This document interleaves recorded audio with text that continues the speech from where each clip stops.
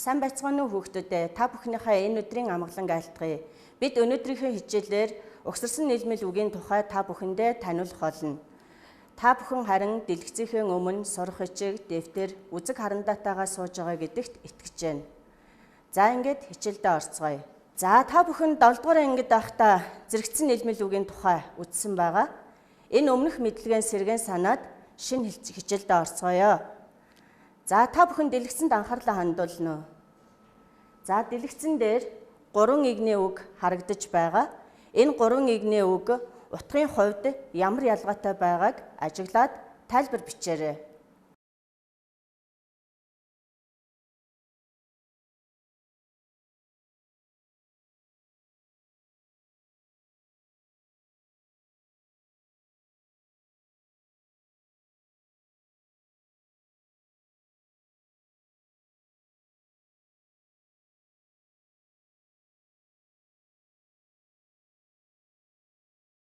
За тайлбараа бүгдээрээ тулгаж хараарай. Утгын хувьд эхний игнэний үгс ойролцоо утгатай үг, хоёрдугаар игнэний үг эсрэг утгатай үг, гуравдугаар игнэний үг хам олны утгатай үг байгааг та бүхэн ажигласан байх гэж найдаж байна. За энэ утгууд бол зэрэгцэн нийлмэл үгийн утгын онцлог байдгийг та бүхэн мэдж байгаа баха. За бүгдээрээ дараагийн үйл ажиллагаа руугаа оръё. За та бүхэн сурах бичгийнхаа 54-р хуудасны 1-р дасгалд байгаа оюун хэмээх эхийн эхний 2 цогцлборыг уншина. Багш нас уншия. Оюун. Энэ бол төрөлхөөс заяадаг дотоод хүч. Өөрөөр хэлбэл хүнийг бусад амьтдаас ялгах мөн чанар юм. Хүнд төрөлхөөс заяасан оюун хэмээх тайлагдшгүй далд эрчим хүч мөн чанарыг нээж хөдөлгөж тэнхээ чадал суулгахгүй бол харанхуй мунхаг явсаар дуусна. Оюуны мэлмийг нь нээж гал зулыг нь асааж, оч цагийг нь бадрааж, гэрэлтүүлж, цацруулж, бэлэг авьяасынх нь хүчээр тамир тэнхээ оруулж байж л хүн хүншиж, хүмүүжхийн зам мөрд ордог байна. За та бүхэн эндээс зэрэгцэн нийлмэл үгийн дагуур зурж тэмдэглээрэй.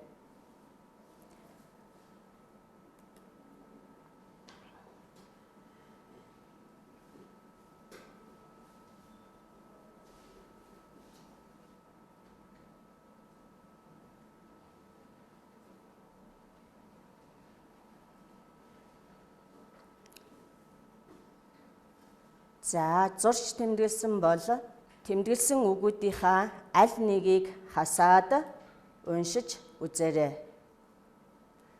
За багштайгаа бүгдээрээ хамтраад уншия. За энэ бол төрөлхөөс заяадаг дотоод хүч. Өөрөөр хэлбэл хүнийг бусад амьтдаас ялгах мөн чанар юм. Хүнд төрөлхөөс заяасан оюун хэмээх тайлагдшгүй далд хүч мөн чанарыг нээж, хөдөлгөж, тэнхээ суулгахгүй бол харанхуй явсаар дуусна. Оюуны мэлмийг нь нээж, галыг нь насааж, цогийг нь бадрааж, гэрэлтүүлж, авьяасынх нь хүчээр тамир оруулж ажил хүн хүншиж, хүмүүжхийн мөрд ордог байна. За ямар өөрчлөлт гарч байгааг дараах 2 асуултанд хариулж харъя. За 1-р асуулт нь зэрэгцэн нийлмэл үгийн аль нэгийг нь хасаж уншихад өгүүлбэрийн утгад өөрчлөлт орж байна уу? Дараагийн асуулт унших хэм хэмнэлд ямар нэг өөрчлөлт орж байна уу? Дахин уншиж туршиж үзээрэй.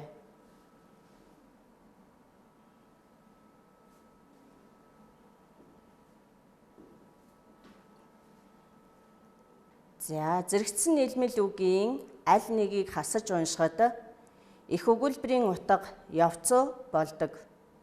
Өөрөөр хэлбэл өргөн дэлгэр гүн гүнзгий утга нь үгүй болно гэсэн үг. Харин зэрэгцэн нийлмэл өгүүлбэр нь өгүүлбэрийн үгсийг тооны хувьд тэгш шимтэй болгодог. Ингэснээрээ унших дуудахад өгүүлбэр нь хугацааны хувьд айцамлаг болдог байна. Зэрэгцэн нийлмэл үгийн тухай өмнөх мэдлэгээ сэргээн саналаа. Өнөөдрийнхөө шинэ хичээлд оръё. За, угсарсан нийлмэл үгийн тухай мэдье. За та бүхэн дэлгэцэнд анхаарлаа хандуулна уу? Дэлгэцэн дээр 2 игнээ үг өгсөн байгаа. Эдгээр 2 игнээ үгсийн утгыг ажиглаарай. Дараа нь 1-2 дугаар игнэнд байгаа үгсийг зөв тохируулан нийлмэл үг бүтээж дэвтэртээ бичээрэй. За жишээ нь үхэр нүд гэсэн 2 үгийг холбоод үхрийн нүд гэсэн жимсний нэрийг бүтээж байна.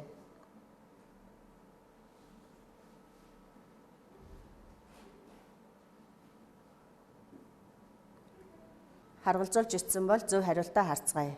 За, нэгдүгээрт нь шинжлэх ухаан, ундаг дугуй, үхрийн нүд, эдийн засаг, төмөр зам, хонин гөрвөл, тэмээн хяруул, морин зөгийн гэсэн үгнүүдийг бүтээх ёстой байлаа. Дараагийнхаа ажиллагаа руу оръё. За, саяны бүтээсэн үгсүүд дээр тулгуурлаад дараах асуултанд хариулж бичээрэй. За, нэгдүгээр асуулт нь нийлж бүтсэн эдгээр үгүүд эсрэг ойролцоо утгатай байна уу? Хоёрдугаарт нь дан дангаараа асуултад хариулагдаж байна уу? Гуравдугаарт нь 2 үг нийлээд нэг асуултад хариулагдаж байна уу? Дөрөвдүгээр асуулт 2 үг нийлж нэг ухагтхуун юмыг нэрлэж байна уу?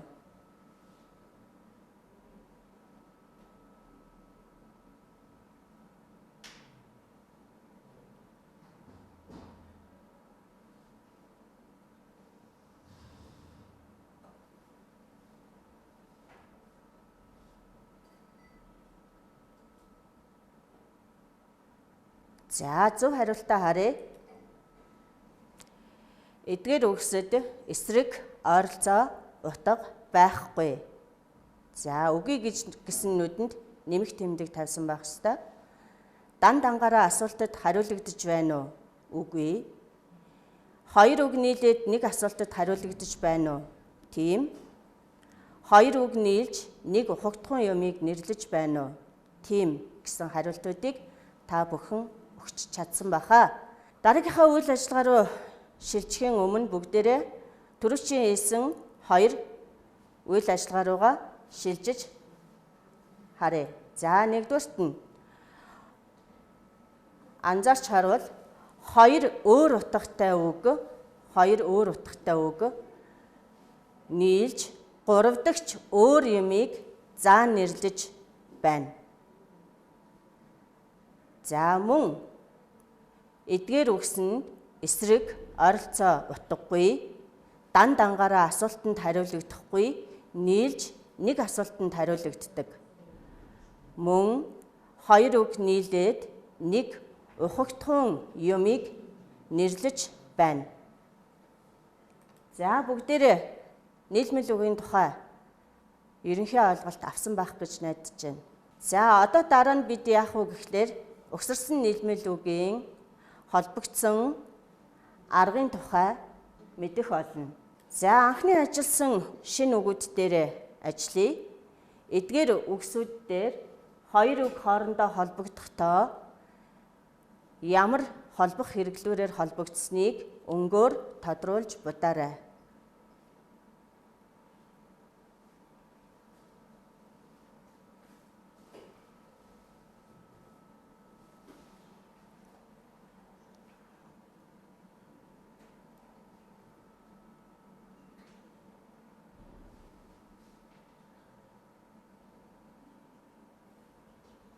За, зөв хариултаа харъя. Хийснээ шалгая.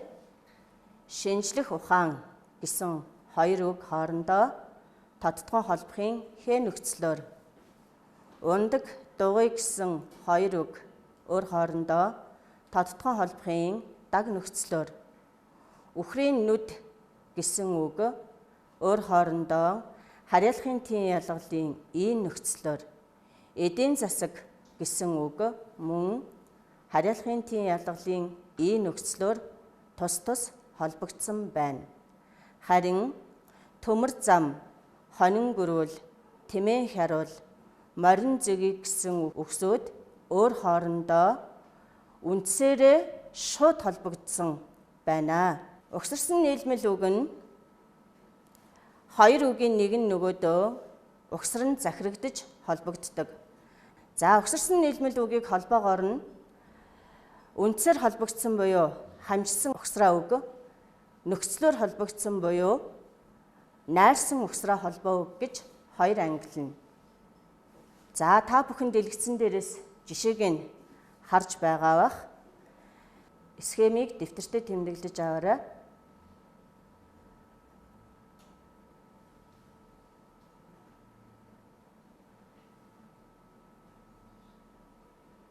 Та бүхэн эхний хоёр үйл ажиллагаанаас угсарсан нийлмэл үгийн тухай мэдэж авлаа. Одоо бүгдээрээ баттгал хичээл рүүгээ оръё. Угсарсан нийлмэл үгийг ялган таний. За, сурах бичгийн 55 дугаар хуудасны 3 дугаар дасгалд байгаа их рүү анхаарлаа хандуулаарай.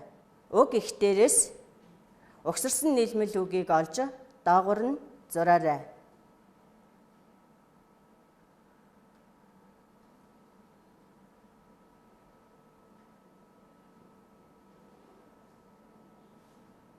За, хэрвээ ялгаж зурж чадахгүй байгаа бол нийлмэл үгийн онцлогийн тухай шалгууруудаа тавьж үзээрэй.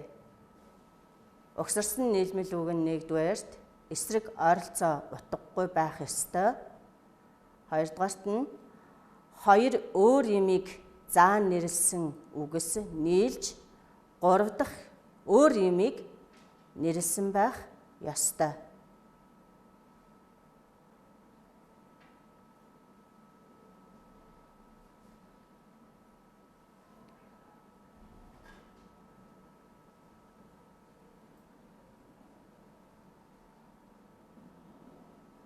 За, зөв хариултаа харъя.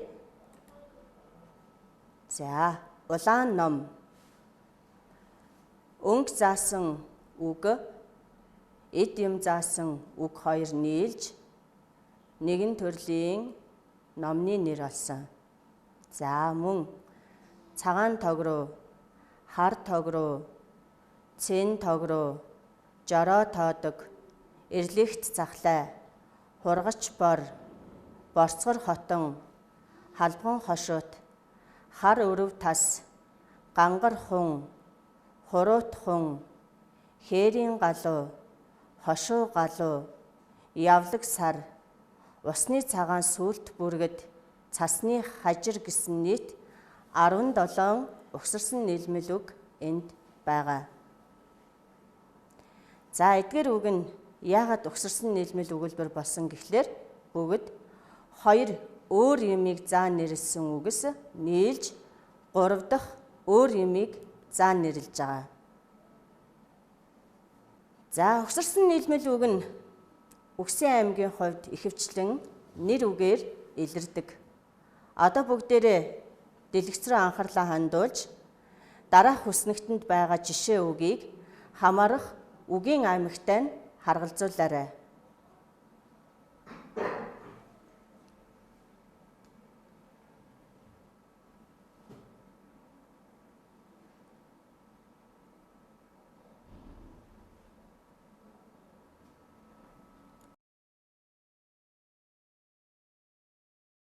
Зөв хариултаа харъя. За, нэгийн В тооны нэр. Хоёроос дээш нэрээс нийлж бүтсэн тооны нэрсүүд бүгд угсарсан нийлмэл үг болдог байгаа. Мөн завсрын өнгөнүүд мөн угсарсан нийлмэл үг болдог. Өөрөөр хэлбэл хоёр өөр үндсэн өнгө нийлж гурав дахь өөр өнгийг үүсгэж байгаа учраас угсарсан нийлмэл үг гэж үзнэ. За, 3 дугаарт нь орон цагийн нэр. За, дөрвөн зүгийг нэрлсэн үгс нийлж завсрын зүгүүдийн нэрийг бүтээж байгаа. За, 4 дугаарт нь жинхэнэ нэр бол монгол хэлэнд асар олон тохиолддгийн жишээг бол та бүхэн эндээс харж байгаа. За, За тэгээд зөв хариулт бол 1-ийн В, 2-ийн Г, 3-ийн Б, 4-ийн А. За дараагийн дасгал маань зэрэгцсэн нийлмэл үг болон чөлөөт холбоо үгээс угсарсан нийлмэл үгийг ялгах даалгавар байгаа. Та бүхэн дэлгэцэнд анхаарлаа хандуулаад өгсөн 5 эгнээ бүхий үгсийг ажиглаад зэрэгцсэн нийлмэл үг бүхий хэсгийн өмнө 1, угсарсан нийлмэл үг бүхий хэсгийн өмнө 2, нийлмэл үг биш гэсэн хэсгийн урд тэг гэсэн дугаарыг тавиарай.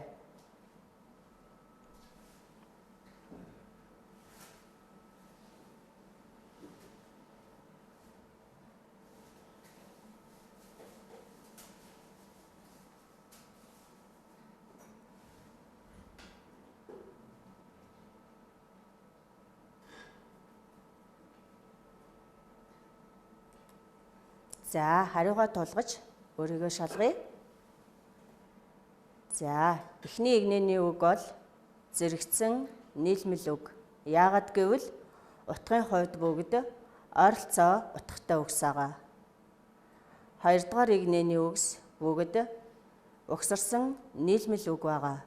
Учир нь 2 өөр үг нийлж 3 дахь өөр юмыг нэрлсэн үгс байгаа. 3 дугаар эгнээний үгс мөн адилхан угсарсан нийлмэл үг байгаа. 4 дугаар эгнээний үгс ойролцоо утгатай үгс байгаа тул зэрэгцсэн нийлмэл үг болно. Харин хамгийн сүүлийн эгнээнд байгаа үг бол нийлмэл үг биш, энэ бол чөлөөт холбоо үг байгаа.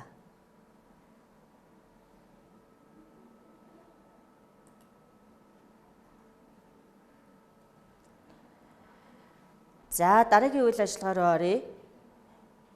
Дараах хүснэгтэнд байгаа үгсийг ажиглаад зүй тогтлыг тогтоогоод тохирох үгсийг нөхөж бичнэ.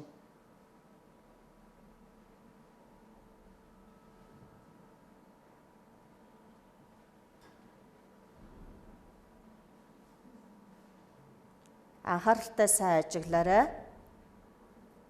Угсарсан нийлмэл үгийн онцлогоо эргэн санаарай.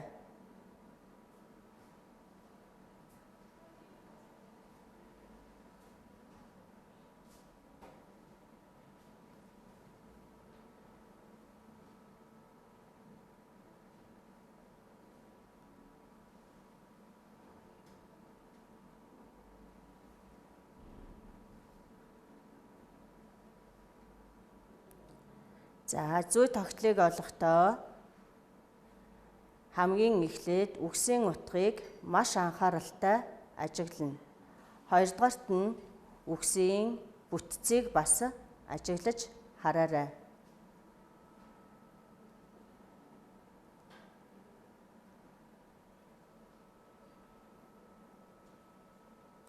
За зөв хариултаа харцгаая хүүхдүүдээ. За нэгдүгээрт нь нэгдүгээр эгнээнд байгаа үгс үхэр бүрээ угсарсан нийлмэл үг, ямаан шарилж угсарсан нийлмэл үг, судар ном ойролцоо утгатай учраас зэрэгцсэн нийлмэл үг, дээл хувцас ойролцоо утгатай учраас зэрэгцсэн нийлмэл үг. Тийм учраас дараагийн цэгийн оронд бичигдэх дараагийн үгс бол хонин хараацай, морин хэдгэн гэсэн 2 үг байна. Хүснэгтийн 2 дугаар эгнээнд байгаа үгсийн утгыг бүгдээрээ ажиглая. Үзэг харандаа ойролцоо утгатай үг учраас зэрэгцсэн нийлмэл үг. Морь унах чөлөөт холбоо үг. Алтан харгана угсарсан нийлмэл үг. Дэвтэр ном ойролцоо утгатай зэрэгцсэн нийлмэл үг. Зохиол бичих чөлөөт холбоо үг. Өөрөөр хэлбэл 2 дугаар эгнээний үгс зэрэгцсэн нийлмэл үг, чөлөөт холбоо үг, угсарсан нийлмэл үг гэсэн салавчлалтай байгааг харж байна. Цэгийн оронд бичигдэх зөв хариулт бол угсарсан нийлмэл үг буюу тэмээн хөх гэдэг ургамлын нэрийг бичнэ. Хүснэгтийн 3 дугаар игнийн дагаа үгсийн утгыг ажиглая. Үхрийнүүд 2 өөр үг нийлж бүтсэн учраас угсарсан нийлмэл үг. Алтан хараацай мөн 2 өөр үг нийлж бүтэж өөр амьтны нэрийг нэрлэж байгаа учраас угсарсан нийлмэл үг. Хонин нүдэн цэцэг мөн 3 үг нийлж нэг төрлийн ургамлыг нэрлэж байгаа учраас угсарсан нийлмэл үг. Алаг даг мөн угсарсан нийлмэл үг. За бүгд угсарсан нийлмэл үг байгааг харж байгаа бах. За гэхдээ утгыг нь харуул үхрийнүүд ургамал, алтан хараацай амьтан, хонин нүдэн цэцэг ургамал, алаг даг амьтан гэсэн салавчлалтай байна. Тэгэхээр цэгийн оронд ургамлын нэрийг бичих буюу нохон хошуу гэсэн хариултыг сонгож бичсэн хүүхдийнх бол зөв байна. Өнөөдрийн хичээлээр бид нийлмэл үгийн тухай мэдлэгийг олж авсан гэдэгт итгэж байна. Ингээд хичээлээ дүгнэе. Та бүхэн дэлгэцэн дээр байгаа бүдүүрч рүү анхаарлаа хандуулаарай. Асуултын тэмдгийн оронд онлын мэдлэгийн ашиглан нөхөж бичнэ.